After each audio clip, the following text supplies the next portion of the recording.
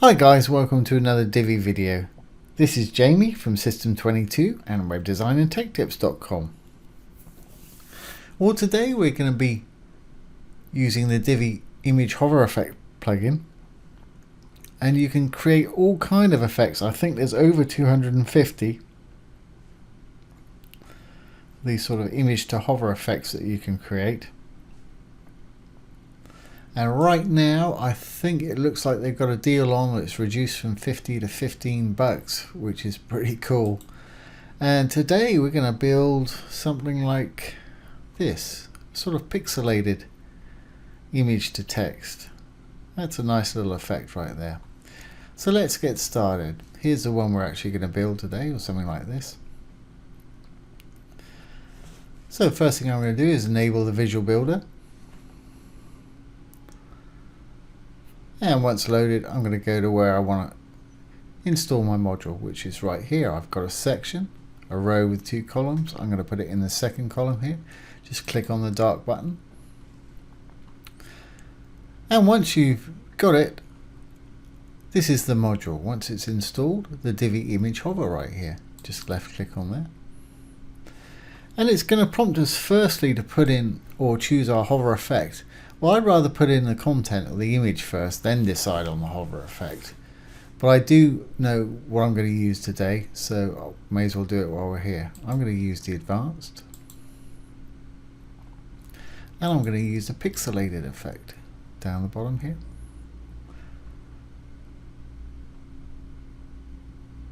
Say pixel bottom left, that's fine. Now I can go to my content, choose my image. I'll use the same one as I used before.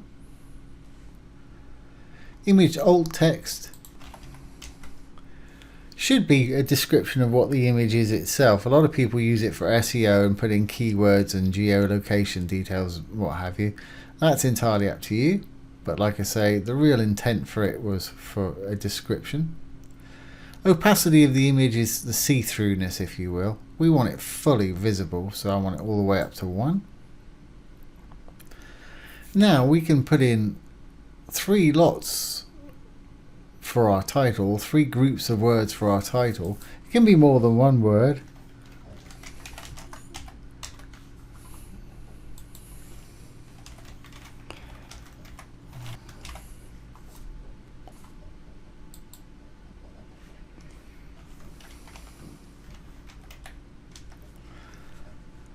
And as you hover, there it is right there. Like I said, it can be more than 1. I'm just going to put organic in there because it fits.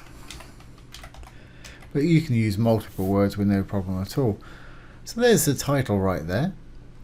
And as I hover over it, you can see that pixelated effect coming in.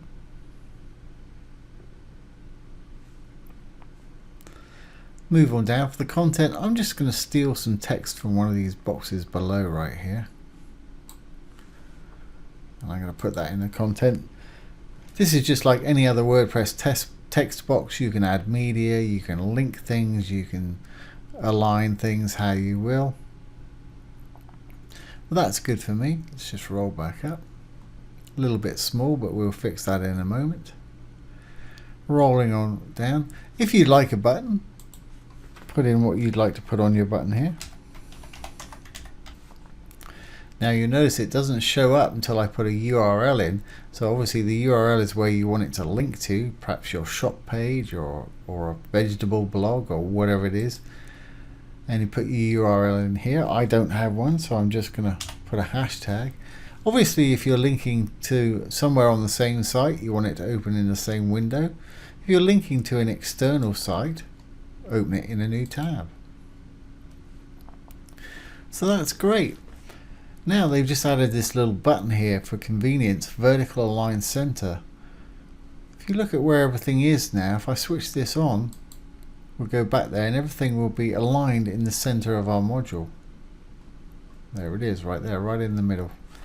And that works for me, so I'm going to leave that one on. Now the image overlay, at the moment, that's this red color.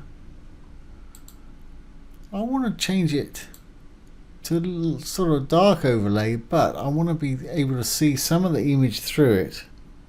but of course at the same time I want to be able to read the text well. So I'll use black. You can use any color you want. I'm going to pull the opacity, this slider right here, down, or the see-throughness. Probably put it down a little bit more. We can still see plenty of... There we go, that's still very readable. I'm going to make that a little bolder, and I'm going to make that a bit bigger too. So I think that'll work. We can always change it later if we don't like it. Swap effect we don't need. That's if you're using two images rather than image and text and you want to swap between two images. Don't need to put a background in because our image is our background. Don't want to link the actual module to anything. If you do, you can put a link in here, and if they click anywhere on the module it will link there, but if they click on the button it'll still go to whatever you set as the button link. And don't need an admin label. So moving on to our design tab, title,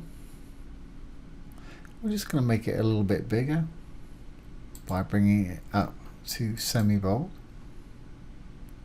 That's better. And everything else I'll do individually, I think. You can change the color and alignment, everything here, but I'm going to do them individually below. So here's the prefix, the first one. Don't want to do anything to that. All I'm going to do is make the middle one bold and a different color. So that's the infix is the middle one. I'm going to make it green. I'm going to make it bold. In fact, I'm going to make it ultra bold. Let's have a look at that. Yep, that's fine, but that's not what I wanted to do. I've made the background color green. I want to actually make the text green. So there's another example of what you can do. You can do a background color with it, but I don't want one. I want the actual text color itself to be that color. That's just below the alignment right here.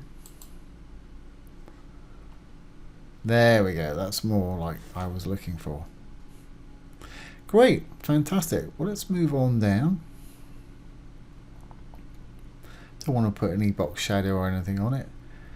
Content now.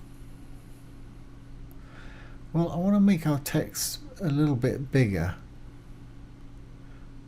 The color's fine. You can give it a background color if you want to, and it would just make it stand out a bit more. And notice that covers the background.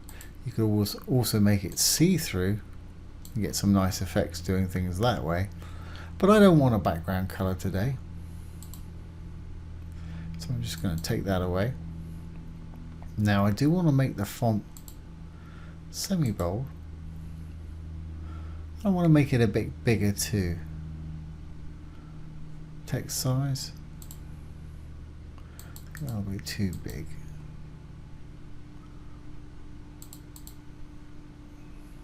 Yeah, that works nicely. Okay. Don't want to change letter spacing, line height, don't need any text shadow.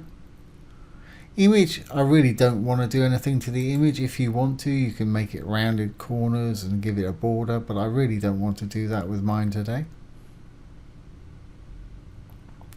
Now the button. Yeah, let's make our button the same color as this infix, the middle title word there. So I just click on the button under design, click the use custom styles to on or yes. Text color, we'll keep that as white. The actual button background color, we'll make that green. And when we hover on it, just hover over where it says background here, and these icons will appear. Hit the arrow. It'll give you two boxes, one for a non-hover state and one for a hover state when your mouse is on it. For the hover state, I'm going to click on it. I'm just going to make this color a darker version of itself, something like that. That's great. And I'm going to move on down. I'm going to do exactly the same with the button border color right here. So I'm going to make it green. I'm going to hit the little arrow to get the hover state up. For the hover state, exactly the same thing. Just going to make it a darker version of its green there. Okay. That's great. Let's just put it back on desktop or non-hover. There we go. And I think I might capitalize the text that's on there.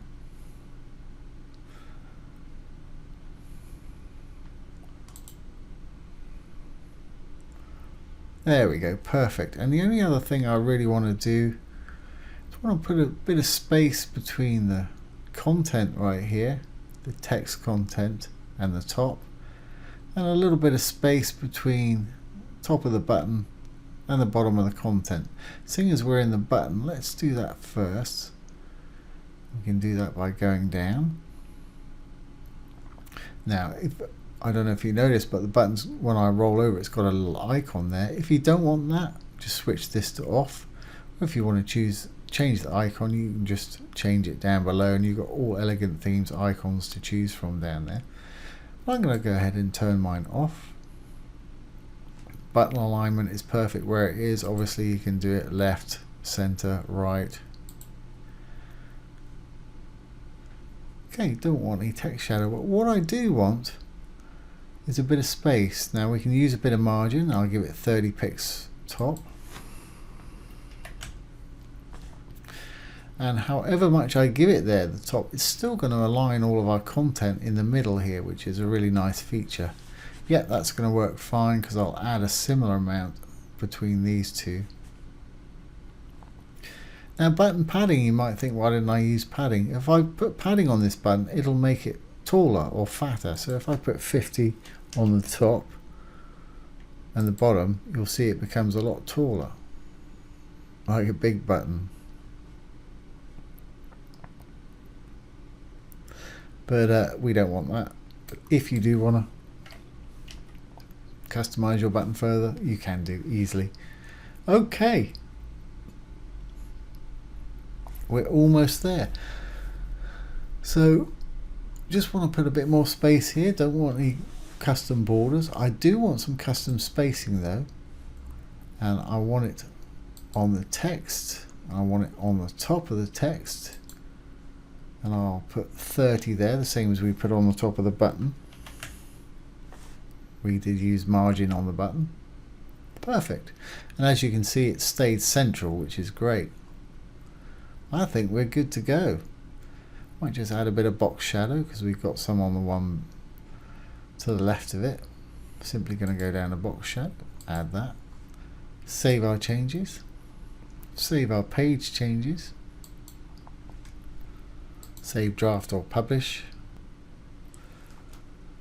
exit the visual builder, and there we have it.